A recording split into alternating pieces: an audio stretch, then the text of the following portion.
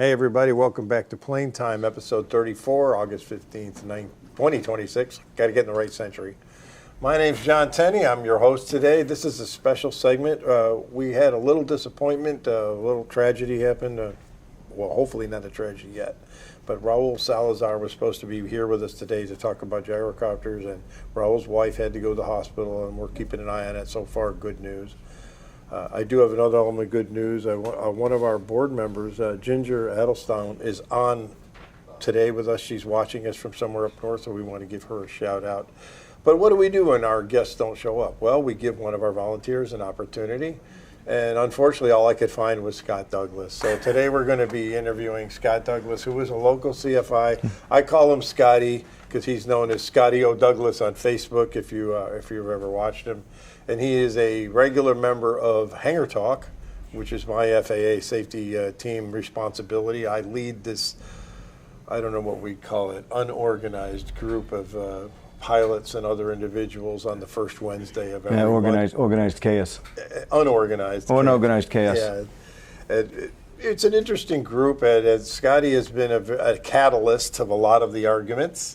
And in fact, one of them actually worked out pretty good. Before we get into why I really want to talk to you, but let's just talk about the whole departure leg. Okay. This was a little bit of controversy.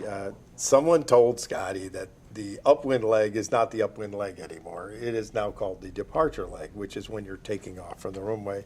And the upwind leg is the opposite of the downwind leg, like on the other side, which I kind of get the logic of it, but none of us old timers had ever heard of it. And you said, well, look, it's right here in the AIM. And lo and behold, there was a page in the AIM. And then somebody looked like, yeah, but 3 pages before it says the upwind leg is the departure leg. So we brought this to attention in our Facebook group, the Central Florida Aviation Safety Hangar Talk. And what do you know? Well, the FAA issued a ruling. They did. The FAA came out and said, we've got two-time of the year CFI, John Tenney, and we can't possibly have a book that's being published worldwide that's not what he knows, so we're going to change the book rather than change John Tenney. It was just way easier. I knew there was a mistake asking you to be on here. Well, this is what you're going to get for the next 5 or 7 minutes or so, or however long we have. But Scotty is a local flight instructor here in Central Florida who has not applied to be Flight Instructor of the Year yet, have you? That's not true. I have applied. Oh, you have? Okay, well, then you haven't asked me to write you a letter yet. It said I could only ask 2 people. Oh, no, you can ask, no. Oh. It's measured by the pound, okay? The more recommendations you put in there, the better, believe me.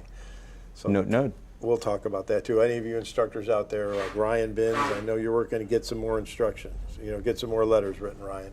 Okay, so the other thing I want to talk about is we both came up through the clubs. There's a lot of ways to learn to fly. There's the big schools, Embry-Riddle, ATP, Akron, all the big schools here. Then there's the military way, which is not an option for everybody, but then there's the flying club. And you and I both came up through the clubs. I want to talk a little bit about that. You are currently instructing in 2 clubs? Correct. Which are? So I'm currently instructing in the Orlando Christian Flying Club out of Sanford and the Van Anda Flying Club out of everywhere else. Just about everywhere else. Okay. Well, he's got airplanes in Apopka, he's got airplanes in Kissimmee, airplanes in Tampa, he's got airplanes loaned out to Executive and somewhere up in Daytona. Yeah, it's a good, I like the club. That's my home club, actually, is Van Anda Aviation right now. Although I did grow up with the CAP Flying Club, which is now defunct.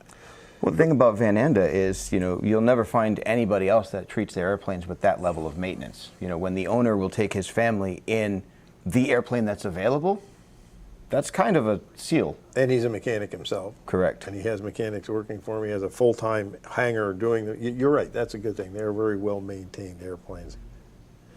And so that's a good thing to remember. But let's talk about some of the differences between going into a flying club. And we were talking about this before. Is if you go to one of those big schools, they tell you what to learn and when to learn it. Exactly. Right. They will give you a syllabus and they'll say, hey, this is what we're going to learn, this is when we're going to learn it. They kind of hold your hand through a lot of things. with, I tell people the benefit of joining a club is if you're a self-starter, you can do whatever you want to do for a lot cheaper, and you can gain a larger, your wealth of knowledge just increases exponentially because you're hanging around people that have just been doing this. And then you've got the family connection of everybody that's in the club. Yeah, you get to know the people better. It's more long term, and it's on your own time, your own Correct. schedule. I've always told people, if you've got the time, if you can take a year off and you've got the money, go to one of those clubs and schools, run through fast, get all your ratings, and away you go. Then you can start building time and by instructing, and work your way up to an airline job or something like that. Well, that's why I tell people I'm not a CFI, I'm a flight instructor, because flight instructors teach, CFIs try to go to the airlines.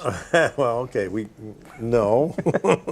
CFIs used to be certified flight instructors. Now there's another one we can get started. Now it's certificated. Well, that was an FAA playing pedantics because they can't take away a certification, but they can't take away a certification, but they can take away You're right the other way. Yeah. They can't take away a certified, but they can take away a certificate. certificate. Yes, okay, exactly. So that's why we've always thought if you've got the time and the money and you can take off your work for everything, yes, go to one of those big schools, get it done quickly. But if you're like the rest of us, we have careers, you want to work on your own time, you're not in a hurry to get your ratings, we like the flying clubs.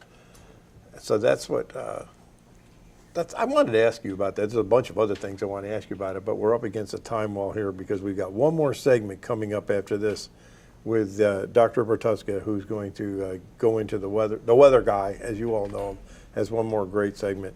But before we go, I just wanted to say, thank you all for joining us here on Plane Time. And on behalf of Scotty and myself, we wanted to say thank you. Thank you. So thank you for joining us. Remember, stick around after and watch the credits because there will be a Wings code. You do get Wings credit for watching this. And there will be an email where you'll send it into, and you will get that. It'll be a ground credit, but hey, you need them all. And thank you for joining us, and we'll be back in 10 minutes.